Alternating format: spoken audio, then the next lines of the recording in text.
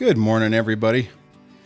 Welcome to the Tuesday version of the show. Hopefully you're doing all right this morning. Hopefully you have your nice hot beverage. I'm doing coffee today.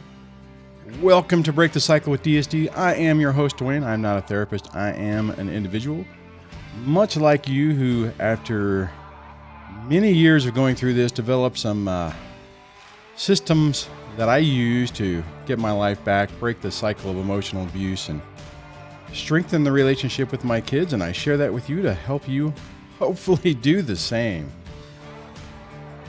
Remember that only a licensed professional can diagnose somebody with a personality disorder, so be careful throwing around medical terms because that can get you in trouble. You want to support what's going on here, you can do that by first subscribing and ringing the bell notification, and second, you can become a channel member, and when you do that, you get special badges, custom emojis, names listed in the credits, member-only events, and access to the member section of the DSD Discord server. If you want to get a text notification when the show goes live, you can text DSDLIVE to 844-598-0012, 844-598-0012. And speaking of phone numbers, if you want to dial into today's show, man, that was a tongue twister for me this morning. You can do that by dialing 1-424-373-5483, 1-424-DSD-LIVE. And if you're outside of the United States and you want to participate, scroll down into the descriptions and there is a link to use a web interface to be able to call into the show. And on that, oh man, hey, I went through that quick today. I love this song. Kind of helps get me going this in the morning.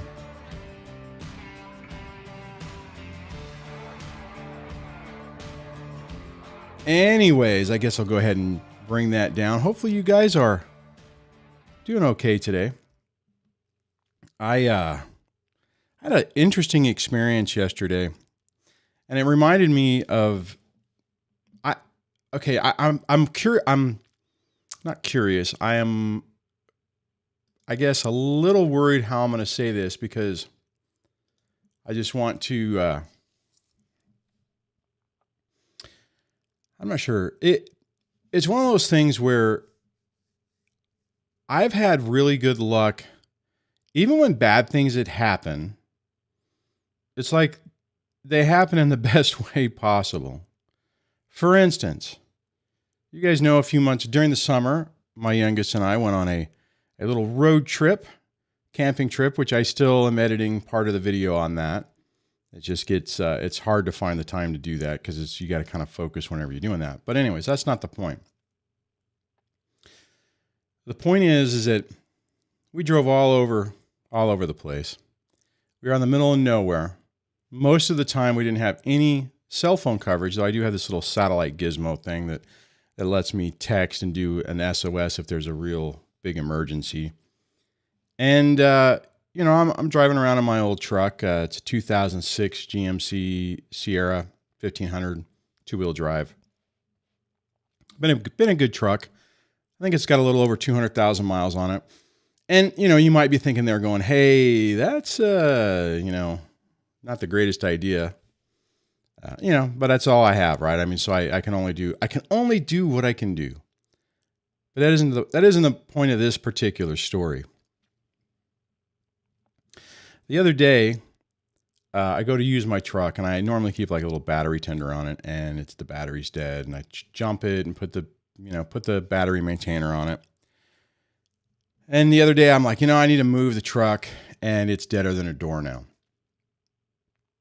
And so I'm like, all right, probably the battery's dead. So I pull it out. As I pull it out, I look at the little sticker on it, and it says, 9/16. I think that's what it said. So anyways, bottom line is the battery sticker on it was from 2016. So 4 years. And I'm like, oh, crap. And I'm thinking, thank God it died in my garage as opposed to other side of some mountain without coverage, with no pavement. That I mean, technically, if something would have went wrong, I could have I could have used the satellite thing to text Debbie to say call AAA, you know, or something. I don't know, but it wasn't. It could have been a lot worse. Now, the point of this particular story, other than the entertainment value, is I could look at. I mean, it's all about perspective. Now, okay. Timing wise, it was the best time possible, right? Because in my garage, right next to my other car, my little Jetta, you know, in town, you know, people around, is a lot better than you know, 4 hours away on the other side of a mountain that you know, you're just kind of stuck at. You know, the reality is who knows? Maybe in that situation, even if it would have happened, maybe there would have been somebody, you know, some happenstance, somebody four-wheel drives by, or I don't have a four-wheel drive, but, you know, drives by and has a jumper and can get me going, and then I could have got back down the hill. But it's all about perspective, right? I could have easily got irritated and angry. I was actually relieved is what I was, but because of the timing, it's like, oh crap, seriously, you know, right around Christmas, you know, not around Christmas, but I mean, right around whenever you're, you know, getting ready to do Thanksgiving, you know, the old, anyways, I could have easily got irritated, had it ruined my day. And I just, you know, I'm like, whatever. I was very grateful that it happened where it did. And I was like, okay, you know, all right, well, I just, I can either wait and not do anything and you know, wait a month or two until I'm in a better position to replace the old battery. But I found a couple of coupons and I had some points, you know, added up at the AutoZone. So I was able to save a few bucks off of it. Should have asked him for a discount. I forgot to do that. But bottom line is, you know, everything that we go through really revolves around our perspective and how we look at it. And I'm not trying to downplay anything that anyone's going through or anything like that, because I understand that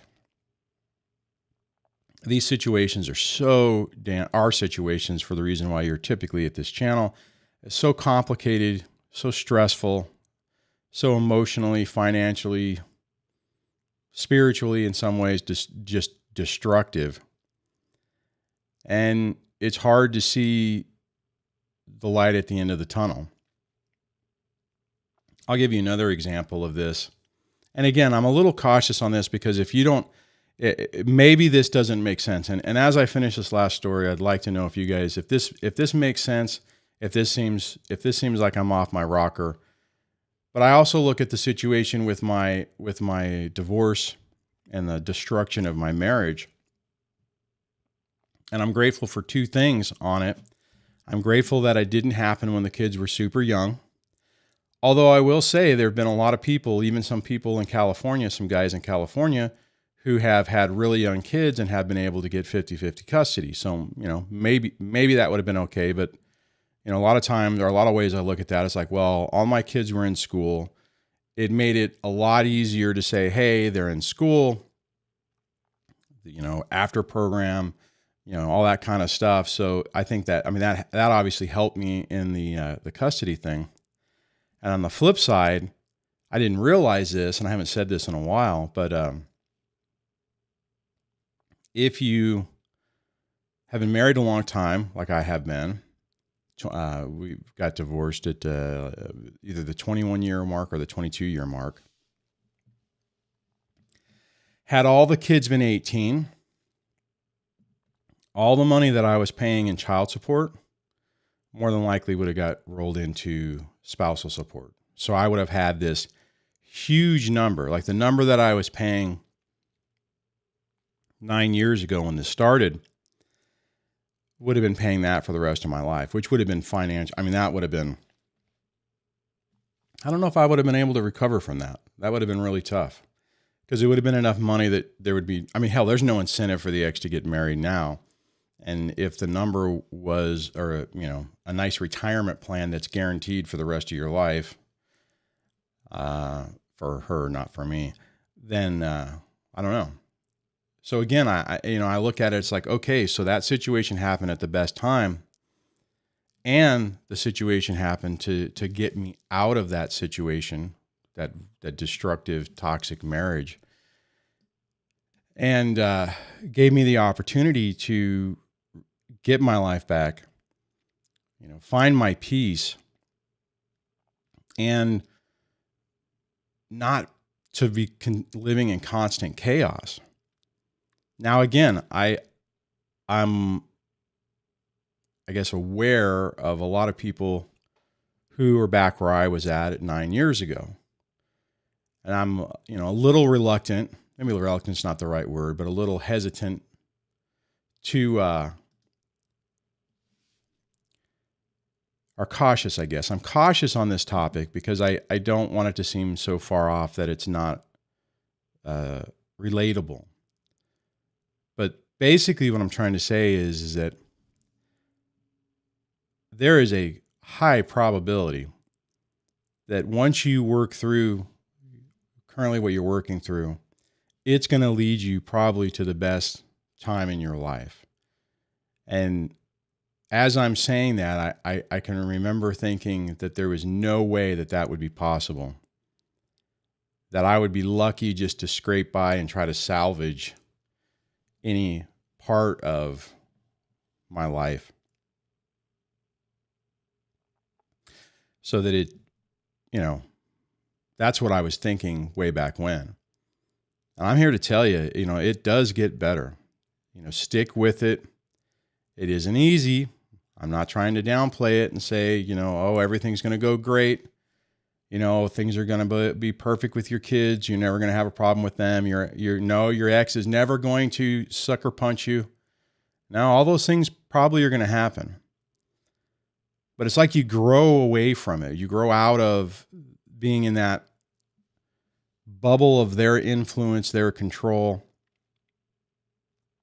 and you move past it. And it's really hard to describe because it's like you get it, you understand it when you wake up one day and it all makes sense. And before that day, it's like you can't make sense of it. You can't explain it. You're constantly ruminating about what's going on. And you get stuck in this infinite do loop where you're just going, you know, just in circles. You know, it's like, why did this happen? Why, you know, why does it have to be this way? You know, I mean, and and you get caught up in the details that you have zero control over. You have no ability to change the other person, no matter how hard you try, no matter how much you try, no matter the emails you send, the texts you send, the dialogue you have with your ex. When you talk to other people in her sphere of influence, when I say her, I mean they, and their sphere of influence, hoping that somebody can break through that thick skull and have an aha moment where they decide, where they open up and they go, holy crap, this is so stupid. Why am I doing this? All I'm doing is making everything worse for everybody, but that isn't going to happen. And then when you get to that point and you realize, okay, you know what? I got this boat anchor. I can't get rid of it. What do I do about it? And that's when you start to make big strides. That's whenever you start to say, okay, fine. You know, I got this boat anchor around my neck. I'll add a hook so that it's not pulling me down. And then I'll put that on the side of my boat. And then I'll start building up from there. And then you kind of work around it. But it's hard to get to that point because I'm sure some people, as I even said that, it's like, why should I have to work around it? I shouldn't have to do that. They should be held accountable. They should be punished. They should be, they should have to feel the pain that I've felt. They should have to suffer a little bit or a lot, depending on how you look at it. The reality is, they're not happy people. They may pretend like it. They may be love bombing someone else. They may be posting on social media that they found their soulmate, or life is so much better now that they're not with a monster, or whatever, or however it is they're saying it. But the reality is they are trapped in that mindset, and they don't ever seem to change. You, my friend, get to break free from this, get farther and farther away. And at some point, that chain on that anchor rusts away and breaks away and just drifts into the abyss. And that's my rant for today. All right, I'm going to look to see if you guys think I've lost my mind. And let's see. Aw, I just saw this. Miami Babes has stopped my pre-recorded Audible just for you guys. Y'all special. Well, thanks. I like that. That was pretty funny. I like that. Let's see here. Let's see. Moderator Debbie does not appear to have any comments flagged or tagged. Or I could be looking in the wrong place because we were going to talk about doing something different. KRE8 says, DSD, they aren't happy. That is why they take it out on us. Oh, yeah, absolutely. When Chris was on the other day, she was talking about, Chris Godinez was talking about how, they'll destroy things, events, just because they get so frustrated that other people can feel that joy. One thing I need to say about that, though, or one thing I just want to add, from a broad perspective, these people all follow the same playbook. Be careful looking at everyone going, oh, okay, well, they say that, they hate special events. Like, for instance, mine loved Christmas. And I could look at that, and I did. I struggled with this before. It's like, well, a narcissistic person follows these traits, but that one doesn't match. And it did match on other things, right? I mean, birthdays, anniversaries, New Year's, hell, even and to be perfectly honest, there were some aspects of Christmas that were kind of frustrating as well. But she could at least put on the happy face, so to speak. And so don't take everything black and white, right? When you look at things, look at how you felt in the situation and whether you really felt like it was genuine and they really cared. And I just say that because it's really tough. That's the reason why let me just pull this up. The Absolute Thinking video is so important. This one right here from my Mindset for Narcissistic Abuse Recovery, I was talking about the other day. Because until you finally convince yourself that you're dealing with somebody that's at the bare minimum, if you're somebody who doesn't like labels, let's say you don't, I don't like labels. I don't like it when everyone calls everyone a narcissist or NPD or whatever. Which at the beginning of the show, I always talk about how that you got to be careful of that. You have to decide and accept that at the very least that person is toxic for you, is not healthy for you, and that you have to approach it in that way. Because if you don't, you're going to be constantly driving yourself crazy trying to figure out what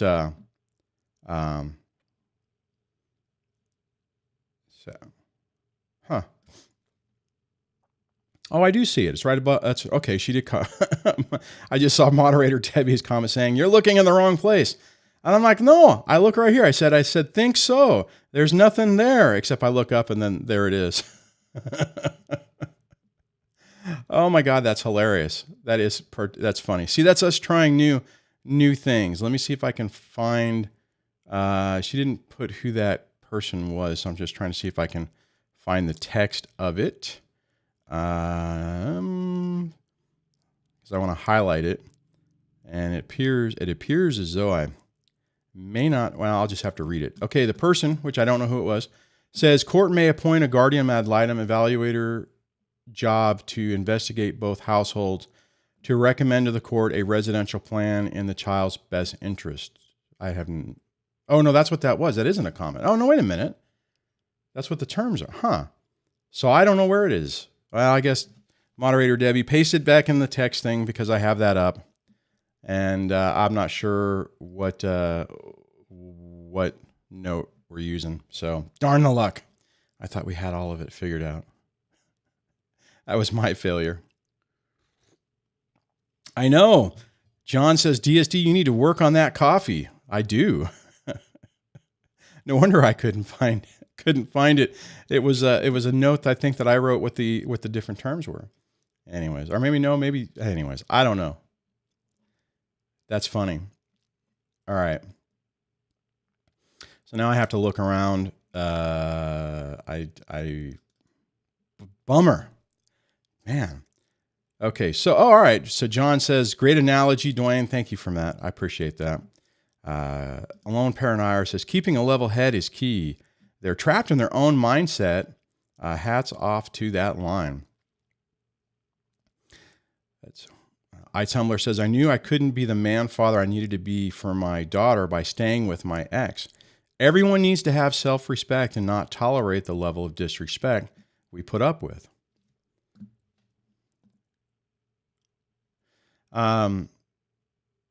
Yeah, you know, that right there, what iTumblers just said is so critical. Because I was talking to someone the other day,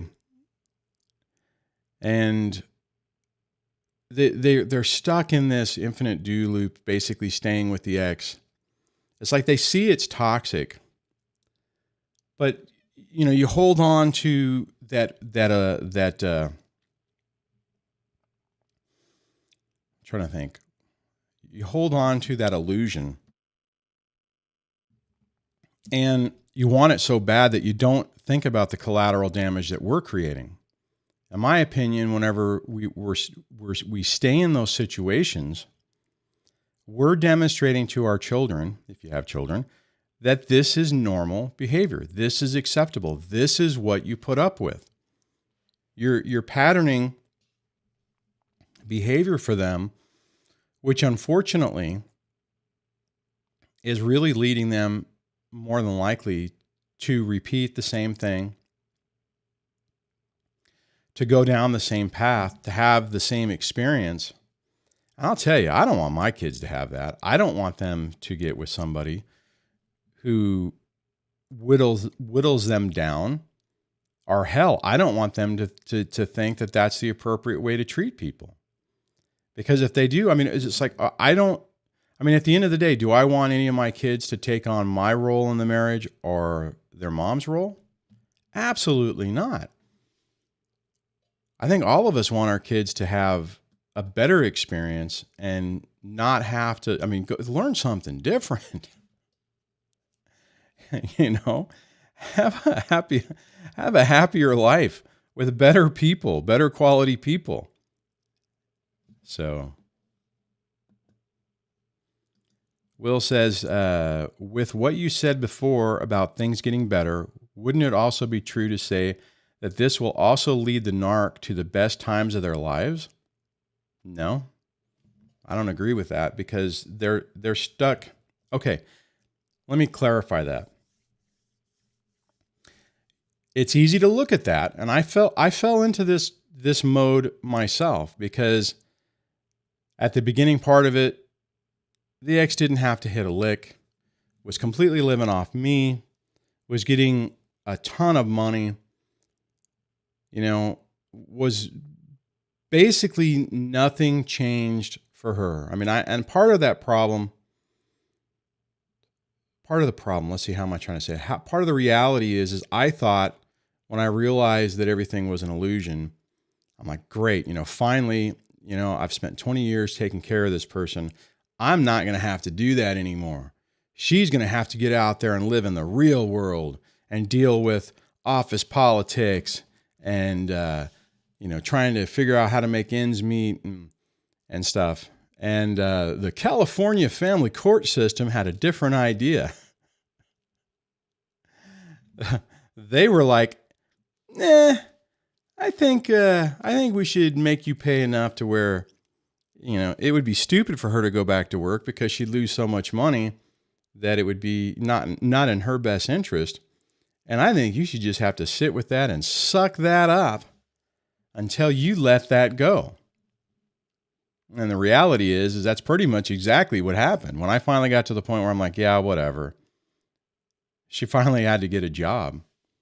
And, but now, I mean, realistically, talking about perspective, the reality is, I haven't really crunched the numbers, but I'm pretty sure with what I'm still paying her and what she's getting from her job, it's probably back to that original number.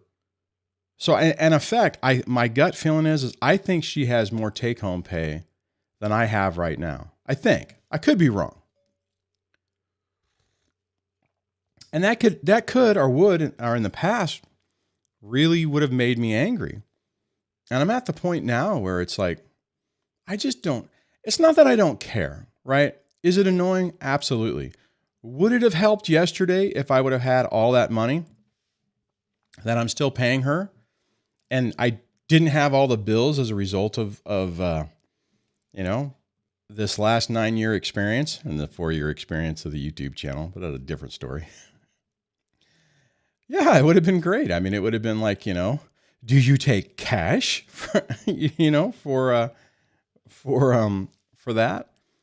But I mean, it's like at some point you have to look at it and say, okay, well, I could still be sitting here right now, just ruminating and angry at the ex and just PO'd about everything. I could be just like, how can I get enough money to go back to try to take her to court to lower alimony and lower child support and be completely fixated and focused on that.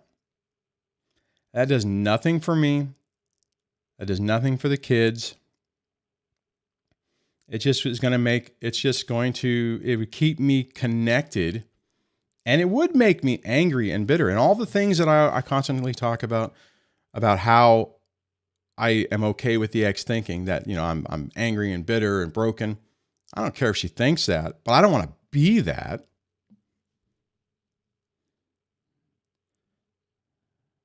Let's see. All right, let's see.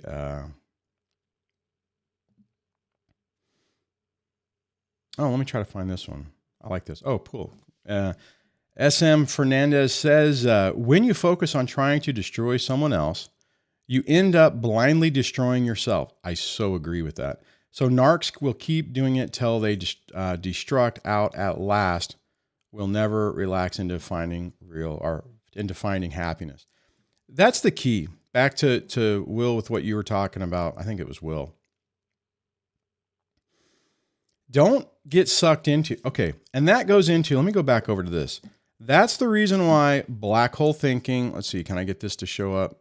This black hole thinking video is really critically important because it kind of addresses that, right? You got to stop looking at what's going on with the ex, what they're doing, what they're getting away with. Oh my God, they're having a better life. They went on vacation. They got to go to a movie. They did whatever. It doesn't matter.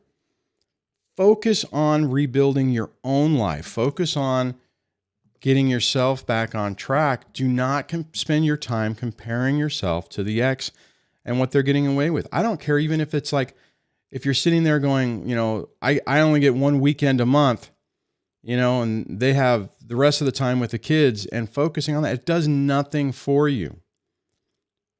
Try to focus on how to make the best of your situation and the time that you have, like if you have kids, the time that you do have with your kids, because anything else is self-destructive and isn't going to help you. It's not going to help you guys.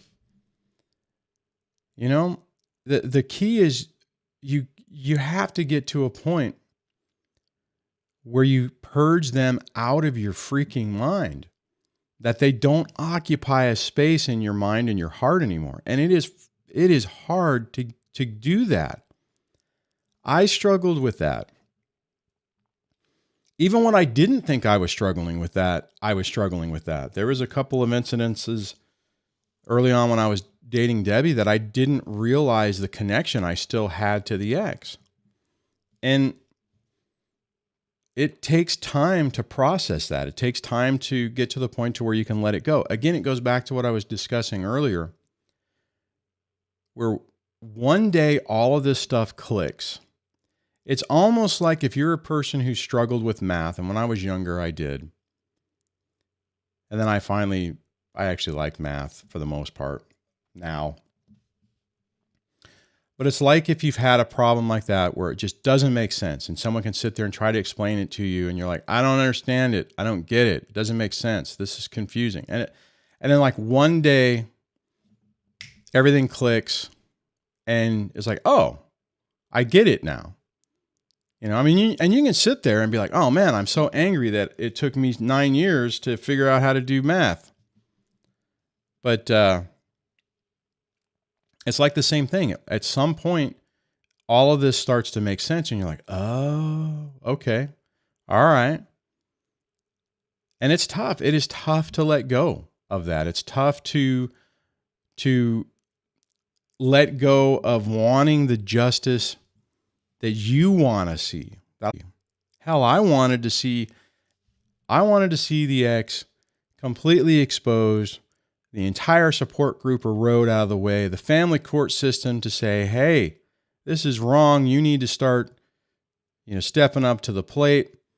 Every time she would violate or play a stupid game, to be held critically accountable for it. But none of that stuff ever happened. So it never manifests itself in the way that I initially expected or wanted. But here's the thing, and maybe this is the reason why I wanted to discuss the incident yesterday. Where I was talking about how things just kind of happen, but even if a bad thing happens, it happens in the best possible way. That is not the case for the ex. It's like everything always is breaking. It's like this negative energy. I mean, when I was with her, it's like everything that could go wrong would go wrong. I mean, okay, for the holidays, from example, I can, and I know I've mentioned this before, but she wanted a brand new table. So she ordered this really nice table, had it shipped. Actually, a really nice table, to be honest. Kind of wish I would have taken that. But it showed up like right before the holidays, right before Thanksgiving, I don't know how many years ago, maybe 15 years ago. And they had dropped it. So when they unboxed it, the top was it wasn't destroyed because it was a pretty heavy duty table, but there was one section that was just basically they had to send out another tabletop. And, so we had that first Thanksgiving and we had to, with that, and we had to put tape around it to kind of hold it together, and the rest of it was still usable. So, but that type of thing. And then it's like, she always wanted a new stove. So I got her the new stove. And right again, on Thanksgiving, the damn control module burn out. And it's like, hey, you want to make a turkey? I think it was Thanksgiving. Yep. Nope. Oven's dead. God, it's just like, it was just amazing how everything we did, there was this cloud of just, if anything could go wrong, it would go wrong. The crazy part about it is I was convinced it was me. I was like, oh my God, I'm the one who must be drawing this to us. I tell you, when I got out of the relationship, that stuff doesn't follow me anymore. Not that nothing bad ever happens, but not to the level that it did when I was with her. And from what I hear through the kids, because obviously she doesn't tell me anything, it's still, that's still going on. And a little give with purchase, I've also heard that she's hating going to work and having to deal with the job thing. So, I mean, I get it. The funny part is like that's happened. And now it's like, I don't even care. Cause it's like, I don't even want to really, I mean, okay, I laugh at it. So it's like gift with purchased, but, it's like, whatever. You know, there was a period of time where I would have been like, yes, yeah, but I'm just like, whatever, live your life, live your train wreck of a life. Will, getting back to what you're talking about, they're not having, these people are not capable of having genuine love, genuine, friendships. It's all based in this fear and this uncertainty and manipulation. So it's not legitimate.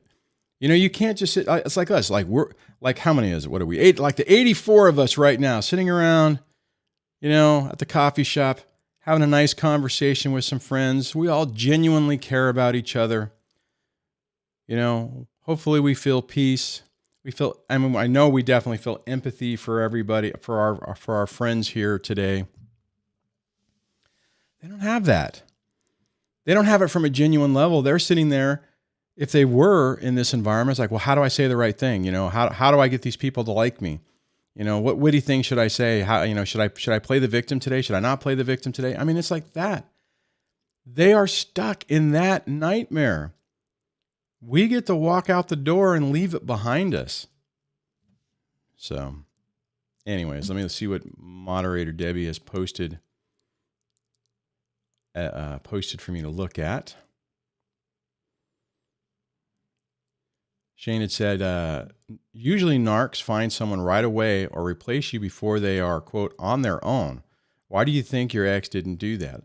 My ex never did and could never be alone. She's not strong enough. In my situation, it's because I left. So what happened is we were in this pattern, this toxic pattern of behavior. I finally was like, I can't live like this anymore. I pushed the marriage counseling thing, and whenever it became crystal clear that it wasn't going anywhere, I'm like, well, the conversations kept degrading to the point where it's like, okay, for me to believe what you're saying, this is what I basically told her. Because she's like, well, I'm not going to go into the details, but bottom line, it was one of those comments that it's like, okay, if I believe what you're saying, then that means since you changed your behavior towards me, 20 years ago, then I have to surmise that means you really didn't give a crap about me, 6 months after the marriage. And I was just an idiot to stay in this relationship. That's where I got mindset wise. And it was the last part of the thing for me is I had asked a question. And actually my therapist had even said, it's like, look, you need to ask her if she's willing to work on the marriage. And any answer other than yes is no, and you need to leave, right? And then it's a divorce. And I finally got the courage to ask that question. And I'm like, hey, are we going to work on the marriage? And the answer was, you don't get to ask that question. You don't do that. The answer, bottom line is the answer wasn't yes. And I'm like, I'm done. I spent 2 decades trying to figure out how to make this person happy, how to build a life with this person. And effectively it's a lie. Okay. So I think it was Shane, to get to your point, I left. I said, okay, I'm done. I filed for divorce. So I didn't give her the chance or the opportunity to replace me or to do something different. And the reality is that we had this sick pattern where we, not to the level of that, but that things would go south. She would do the normal shaming tactics, whatever. I would basically apologize, come back. I'd do the appropriate beta male thing.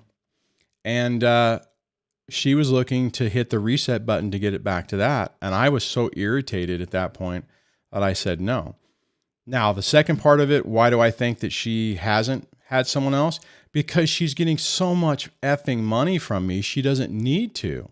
And the flip side to it is she hasn't been able to find anybody. I'm not trying to try to say this as an ego thing, but she hasn't been able to find anybody better than me. So it's not like some doctor rolled around and said, oh, Pumpkin, you poor thing. I can't believe you wasted 20 years of your life with such a horrible guy.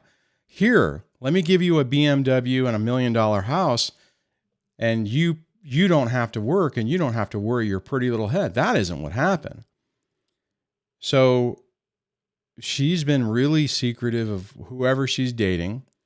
The sad reality is the person that she did ultimately date was I was actually, to be honest, I don't think she wanted the kid. I don't think she wanted me to know. But at that point, I think the kids were tired of playing that game. So they shared some of that information. And the guy was a weird dude. So, and like 20 years younger than her. But, so I think that's part of it. I think part of it is that, for her to have a relationship and try to shove it in my face is potentially going to cost her money. So that's what I think is going on there. That was a long way to answer your question, Shane, but hopefully that covered it. John, let me see if I can pull up John's comment. Oh, the phone, as far as I know, the phone lines are open. If anyone tried to call in and it didn't work for some reason and my system's locked up, just post in the comments that so I can figure that one out. All right, where is it at? I'm trying to find. All right, well, I'll just read it from what Debbie had sent over. So John had said, Duane, you can always file for a modification. Might not be a bad idea if they were making a lot less when the support was calculated. How many more years? Yeah, and that's actually my plan. I'm not going to do it for child support because what I've noticed is anytime I hint around that, the pain it causes the kids is not what I expected. I tried something or I hinted about something earlier, and it turned into a wedge issue. Not the money, but just it's like the ex was completely ignoring the youngest, and then as soon as I said something like that, it got worse. So it's one of those things where, I think when I hit the 10, I think after this is my plan. Don't tell anybody. Let's just keep this between all the 90 people watching the live stream right now. So my plan is basically this. I'll get through the next 3 years. My oldest will finish high school and, drop off family support. Around that same time, my car that I've had to refinance. So I'll have a car that I've been paying on for 9 years. I think by that time will be paid off finally. So basically it'll probably be the payments equivalent of a Maserati, but in a Volkswagen Jetta. I digress. That's funny. Bottom line is I'll have that paid off. I'll have one consolidation loan paid off. Another one will be paid off a few months after that. And then I still have probably another, 20 grand or so and more debt that hopefully I'll have paid off by then. But right now I'm just doing the minimums just to keep afloat. That'll give me some extra money to where I can pay stuff down, and then I'll have the resources to try to go back to court. So my idea back then would be to then go back and try to reduce the alimony. And if I'm lucky, somebody will marry her off and I won't have to deal with it. I think the likelihood of that happening is pretty low, though, unfortunately. But that is my plan. I'm just not doing it now because I don't really have everything is super tight right now.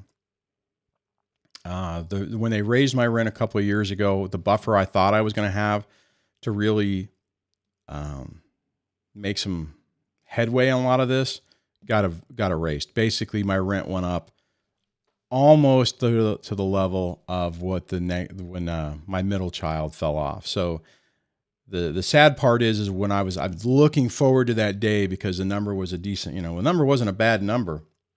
I'm like, oh, thank God I'm going to get this. And it was like, poof, it went away. And I was like, oh, crap. So that part's been kind of depressing. So now I'm just kind of in a holding pattern. Let's see.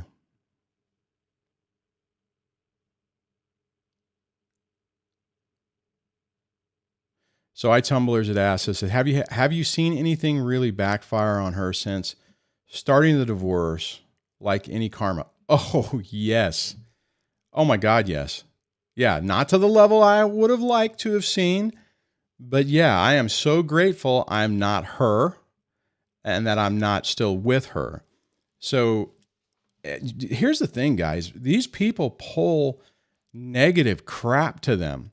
They pull negative people to them. They pull negative experiences. Yeah, no, I've seen a lot of stuff backfire. Again, not to the level I would have liked, right? I mean, I would have liked it to have been crushing. I would have liked it to have been to the point where it just stopped some of the stupidness, but no. So iTumblers also, or this is also something that moderator Debbie posted for me. He says, when my ex was threatening to take our child away, I asked, quote, you do know it's important for our daughter to have her dad, right? She just gave me a blank stare like a robot. Oh my God, the narcissistic stare. You saw the narcissistic stare, iTumblers. I think that was now that wasn't the first time I saw it, but I remember having a similar conversation with mine where, our entire life, she was always complaining about the relationship, our entire marriage. She was complaining about the relationship with her father and how she didn't get to see him that much, how she wished that he was there more, that she only got to see him, once a month or whatever, and hated it. And then whenever we were talking about divorce, she's like, well, I'm going to take the kids and I'm going to move out of state. And I'm like, hey, why would you do that? You've told me multiple times how much you regret not having your father in your life. Oh, yeah, it's okay. I turned out okay. They'll turn out okay. It's no big deal. I'm like, what? They can morph into whatever they need to in the moment that they need to. And it's just the reality of it. Because it's all about them. They don't care about the kids. iTumblers, and the blank stare is like, how dare you question me? And let me ask you, hey, I don't know if I'll be able to see it, Tums, but if you could, did the look appear as though if she could shoot laser beams out of her eyes, she would be doing it? That's typically what I call the narcissistic stare. So it could be different. All right. Anyways. All right, I'm going to scroll down through the comments. Oh, see, now I see iTumblers comment where there I could have highlighted it, but no.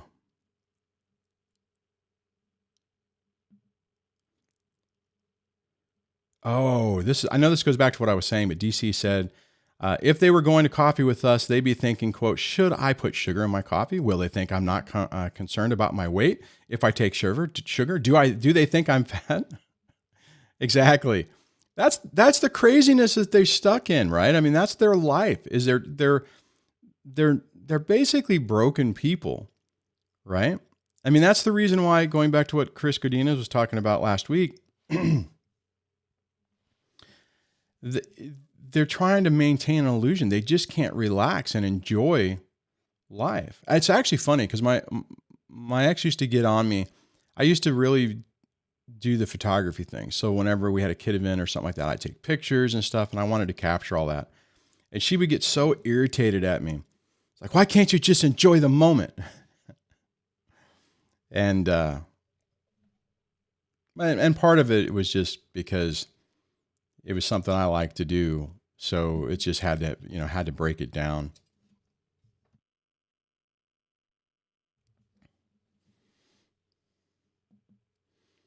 So Brand, let me see if I can find this. See if I can post it on the screen. Where is it? Holy cow, I guess there's more comments than I thought. So Brandon says, did your kid's mom ever say to you that she gets the kids or kids using the saying because I am the one who pushed them out of the... My ex says that. My ex used that more than once. Not to that level, but they were her kids, my kids. I'll decide when you get to see my kids. I'm taking my kids, back home. It's bad for you or the kids. My kids being around you is killing them. Now, that used to be a pet peeve. I'm like, hey, look, they're not your kids. They're our kids. They're not your personal possessions. So anybody, I tell you what, anybody out there who has primary, if you're the stay-at-home parent, because I know we have some stay-at-home dads out there too, just don't ever say my. If you're talking about it, say our kids. Now, if it's in a situation where you're like if we're talking and you're talking to me, you could say your kid, my kid, because it is your, and that's just like if I was talking about my kids, if I'm saying, hey, I'm going to take my daughter camping to you guys, that would make sense. But to say it to the, you know what I'm saying? It's just one of those things where the reason I say that is if you start ending up in court and you're coming across like you consider them your personal possessions, that could hurt your credibility. Let it hurt their credibility. So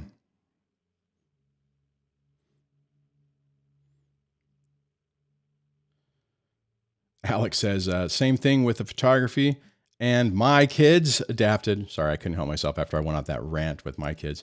And my kids adapted that as well. My oldest always gets irritated when I take photos of him. Oh my gosh, that reminds me.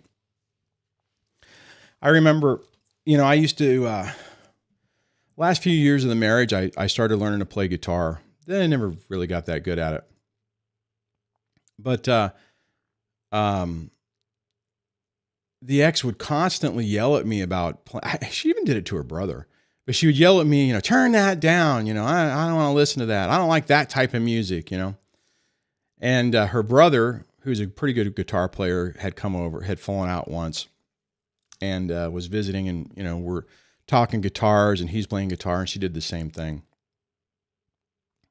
So I remember there was one time when I got some guitar stuff back and I'm in here with the kids and I'm like, I was doing that to help calm myself down. So I was playing guitar and one of the kids came up and started screaming at me, turn that down, basically like their mom. And this was before I had the whole epiphany on this and I went off on them. I'm like, you will not in my house, get in my face and tell me and talk to me like that. If you don't like listening to it, you can go to your room and shut the door. I mean, I don't play for that long anyways.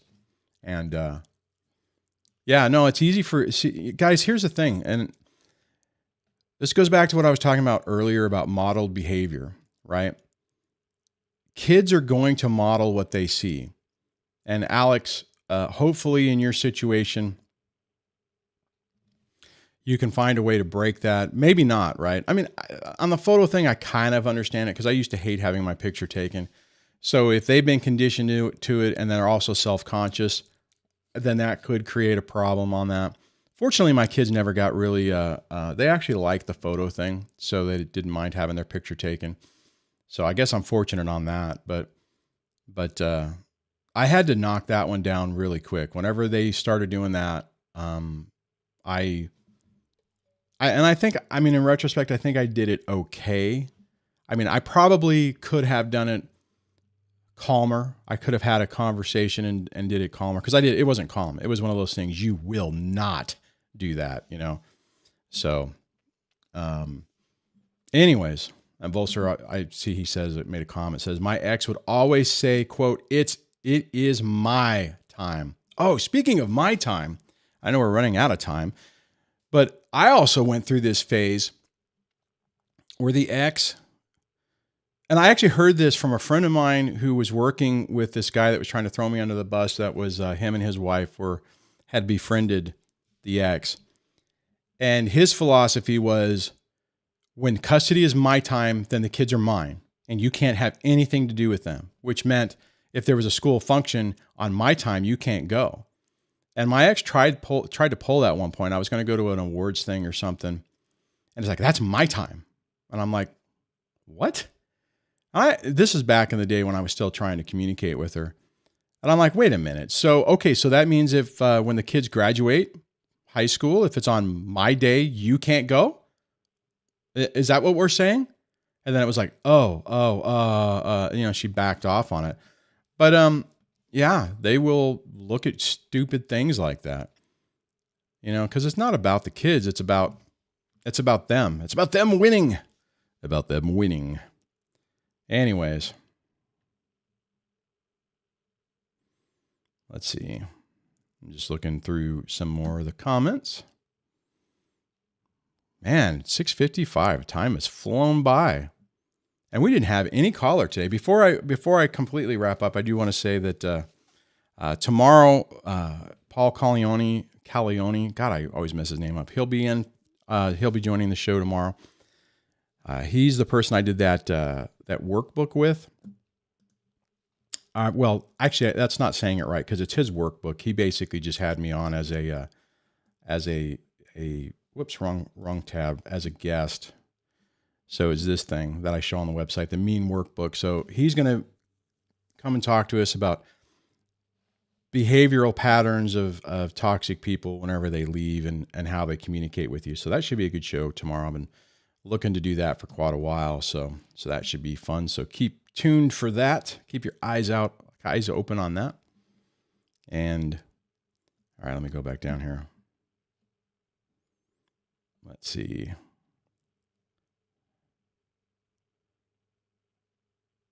How do I get it? Oh, how to get on the Discord. The best way. Okay. So you can do that a couple of different ways. Let's see. If you just go to the main, I'll go back over here. If you go back to Mechanica, I know I'm just screwed her name up again. Mech was asking about it. Okay, easiest way is get the invite, go to the main. Oh, that's weird. Why did it do that? All right, close that. You come up here, and this little icon at the top is the invite link. Once you're in, actually, I thought you were in. I thought I added you. So once you click that the first time, you'll be prompted to create an account. And it'll give you the invite. You don't have to click that to get into it. Just go to discord.com, open the app, log in, and all the servers that you've connected to will be available. And then I just have to add you in into the groups. Basically, just direct message me, and then I'll add you in. And then if you're a channel member, excuse me, you can connect Discord to YouTube, and then it will automatically take your channel membership and populate it into Discord to give you access to those areas as well. So another good reason to become a channel member and support the channel.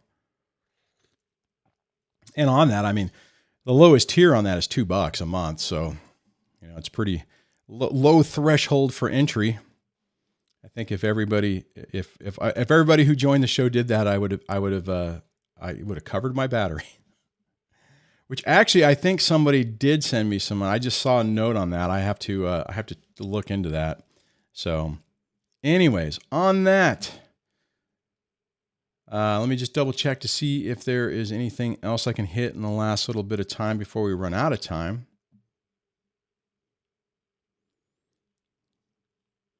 Oh, okay. So yeah, Mac did join as a channel member too. So, yeah, just double check, and Mac, worst case, send me an email.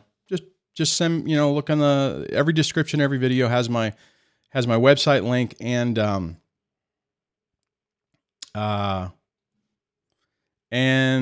my email. So you can direct email me on that. So, and yeah, SM Fernandez had asked how to connect Discord. I tell you what, on that, just GM me and I'll send you the instructions. It's pretty easy. Most people have been able to figure it out. I've actually also posted it on the community tab of the channel, so there's instructions there as well. And on that, guys, thank you so much for hanging out with me on this Tuesday. It's kind of a mellow day. And speaking of no phone calls, but just like a nice little conversation, I like that. I do want to say, since we are talking about channel members, here, I want to thank everybody who has done that. They're scrolling on the screen right now. It really helps a lot, and I appreciate it. And I will be back tomorrow with my guest, Paul, and have a great rest of your day. Take care.